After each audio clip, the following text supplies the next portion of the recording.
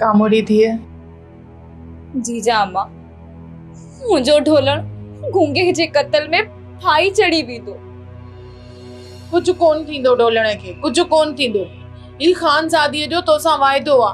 जीजा अदा शेरल ढोलण के मारे छड़ी दो गूंगे जे कत्ल जे बदले न मारींदो शेरल तुझे ढोलण के। कामोरी मां शेरल के समझाईंदस। न जीजा न वो तुझी गाल न मनी दो वो वडो जिद्दी आहे। जेकॾहिं शेरल जिद्दी आ त मां भी खानजादी आहियां खानजादी।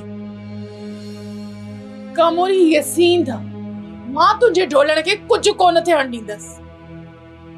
मां इहो सही थी चवां तुझे ढोलण के कुछ भी कोन थियण ॾींदस। तू गमगीन न थी।